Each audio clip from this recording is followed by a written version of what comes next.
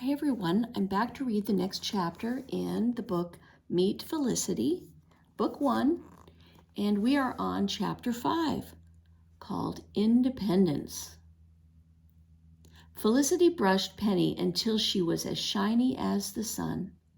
She combed the horse's mane and untangled the knots in her tail. Mr. Nye never brushed Penny, and usually Felicity was afraid to do more than pull the burrs off her coat. She did not want Mr. Nye to know someone was caring for Penny. But today was different. Today, the secret would end. Penny knew something was happening. She stood very still and let Felicity brush her. "There, Penny, my beauty," Felicity said at last. "No one would recognize you. You're so clean and beautiful and so peaceful and calm." Penny nudged her affectionately, and Felicity rubbed Penny's nose. "I love you, Penny," she said. "Are you ready?" Penny stood next to the pasture fence and let Felicity climb on her back. Felicity wore her coral necklace for good luck. She wore her favorite gown, too, so that she and Penny would both look their best. "We're off, girl," Felicity said to Penny. "Now don't you worry. Everything will be fine." The sun was rising, tinting the rooftops gold, as Felicity rode down the main street. The few people who were up stared and wondered. What was the Merriman's girl riding astride a horse? And what a horse it was, a beauty.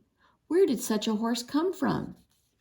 Nan was carrying the breakfast bread from the kitchen to the house when Felicity rode into the yard. Nan's mouth fell open in astonishment. She called out, "Mother, Father, come quick." "What's all this fuss and bother?" Mr. Merriman asked. He came outside, wiping his face with his breakfast napkin. He stopped still when he saw Felicity riding Penny. "Look," cried William behind him. "Lissy's horse. Lissy's horse."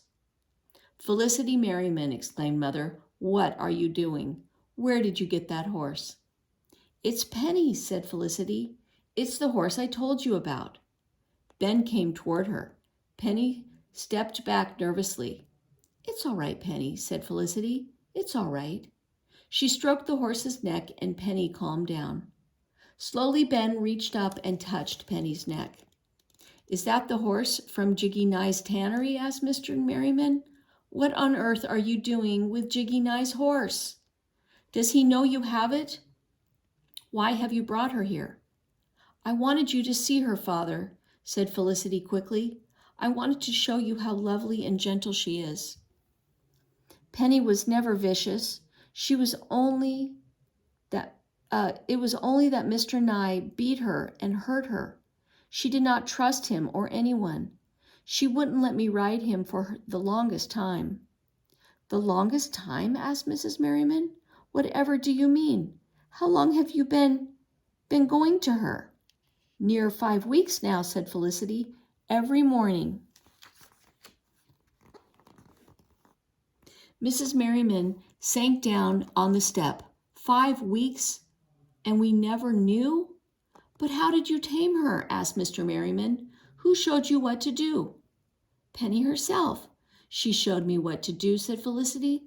"All I had to do was to be patient and careful. I had to wait for her to trust me." "She's a beautiful horse," said Mr. Merriman, "and she seems mild as a lamb. But she is not your horse to ride, even if you did tame her. You know it is wrong to borrow a horse without asking. You must take her back to the tannery now. You must apologize to Jiggy Nye for riding his horse, and you must never ride Penny again unless Jiggy Nye says that you may." "But, Father, you don't understand." "I want to keep her," cried Felicity. "I heard Mr. Nye said that if anyone could ride her, they could have her. I can ride her, so she's mine." Mr. Merriman shook his head. "Lissy, Lissy," he said, "it is not you who misunderstood. No one would have given a horse like this. She belongs to Jiggy Nye. You must return her." "But he beats the horse and starves her," said Ben. "That may be true, But it's still his horse, said Mr. Merriman firmly. Can we buy her, Father? Begged Felicity. Can't we keep her? Can't Penny stay? But Father had no time to answer, for at that moment Jiggy Nye came reeling into the yard. Penny reared, and Felicity had to grab onto her mane to stay on her back. Nan shrieked, and William wailed. I found ye, yelled Mr. Nye, ye headstrong chit of a girl. You've stolen my horse. Get down off my horse. Felicity leaned down and threw her arms around Penny's neck. Penny was trembling. You said anyone could ride her, could have her, Felicity said to Mr. Nye. I never did, snarled Mr. Nye. Nan cried out, you did, I heard you, you bad old man. Mr. Nye shouted, I never meant no girl could steal that horse from me. No one is trying to steal your horse, said Mr. Merriman. My daughter misunderstood. She was wrong to take your horse, but it was a child's honest mistake. I make apologies for her.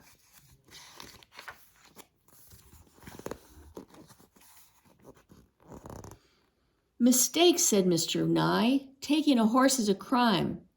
The only crime here is the way you mistreat this horse, said Mrs. Merriman. You don't deserve to own Penny. I would buy her from you. Ha, shouted Mr. Nye, never. I will never sell this horse to you and your bold-faced daughter. The horse is mine, and it always will be mine. I can treat her any way I want to. Hear me? Now tell your brat to get off my horse before I rip her down myself, he ordered. No, cried Felicity. Don't let him take Penny, Father. Please don't. Mr. Merriman looked up at Felicity sadly. Penny does not belong to you, Felicity. You must let Jiggy Nye take her. Felicity held Penny tight. Please, Father, please, she begged. We can't let Penny go. Mr. Merriman gently opened Felicity's arms and slid her off Penny's back. Mr. Nye put a rope around Penny's neck and pulled it tight. He turned to Felicity and said, Don't you come sneaking around. If I see you near the horse, I swear I'll kill it. I'll tan its hide before I let you touch it again. Mr. Merriman put both hands on Felicity's shoulders. I'll not have you speak so roughly to my daughter, Nye. Be off with you, he said. Mr. Nye spat in the dust. Then he yanked on the rope and led Penny away. Felicity felt dead inside. Penny was gone, and all her hopes were gone too. Penny, she whispered. Then she turned and ran to the stable so that no one could hear her cry. A while later, Father came into the stable to find her. Felicity was stroking old Bess. She took comfort in Bess's warm, horsey smell.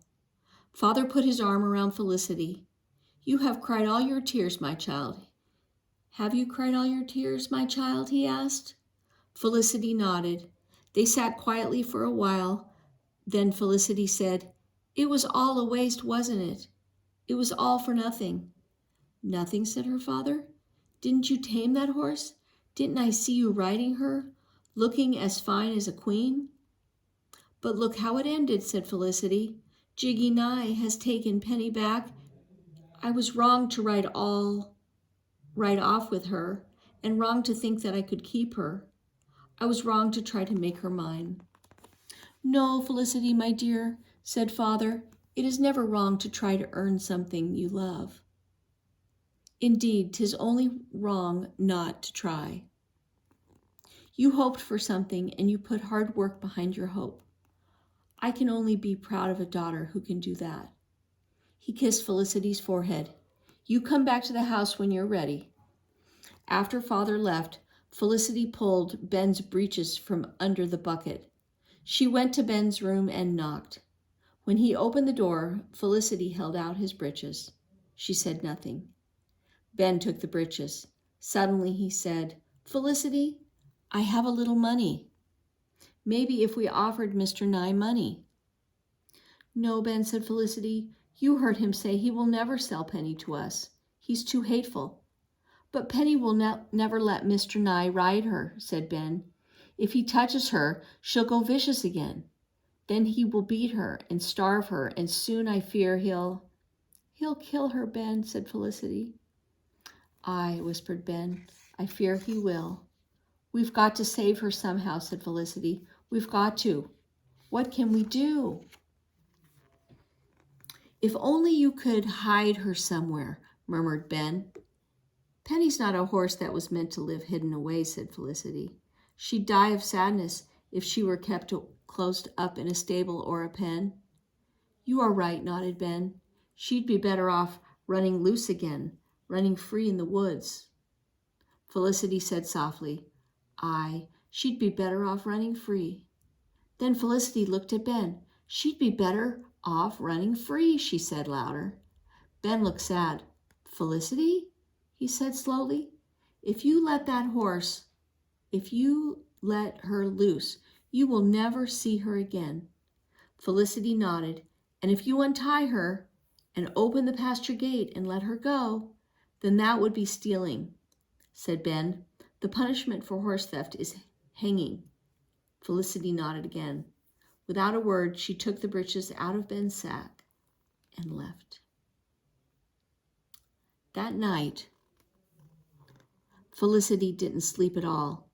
It was still dark, still the middle of the night, when she crept out of bed, pulled on Ben's breeches, and ran along the familiar path to Penny's pasture.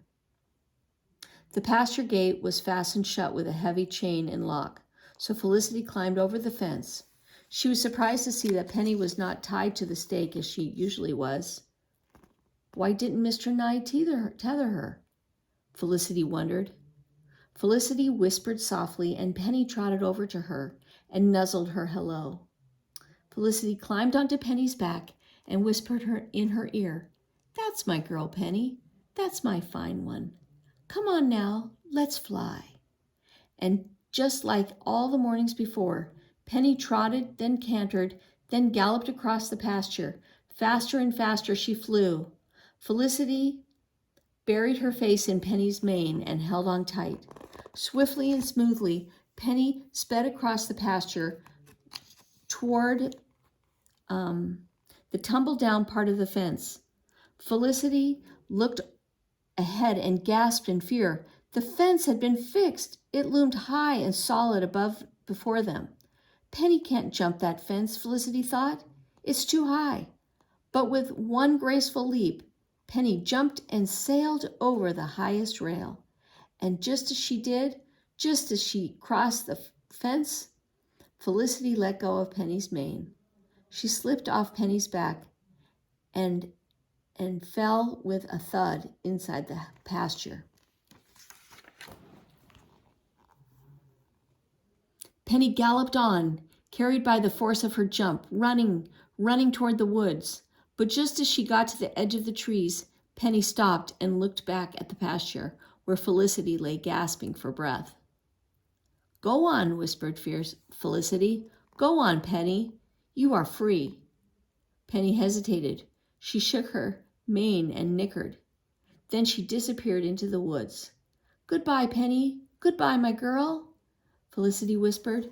She sat on the cold mound and waited to be sure that Penny was not going to come back.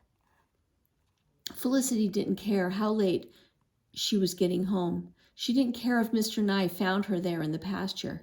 Penny was free now, and that was all that mattered.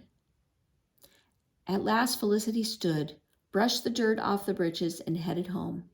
She was very weary. Later that morning, Felicity went back to Ben's room above the stable. Here are your breeches, Ben, she said. Ben took the breeches.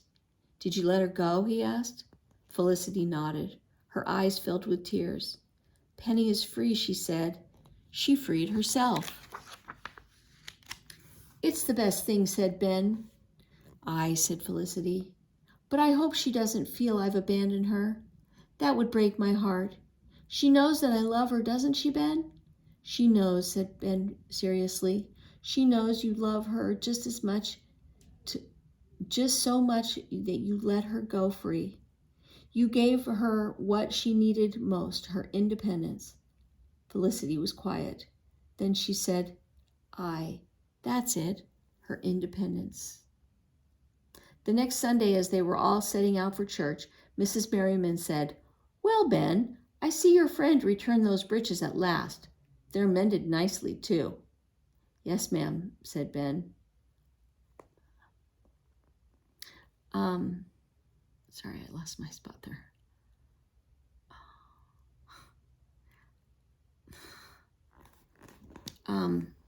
The next Sunday, as they were setting out for church, Mrs. Merriman, "Well, Ben, I see your friend returned those breeches at last. They're mended nicely, too." "Yes, ma'am," said Ben. "Mind you keep an eye on them, lad," said Mrs. Merriman.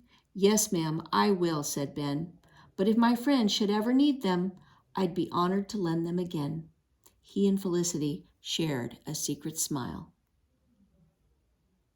And that is the end of our book. And I will read The Peek into the Past on the next video.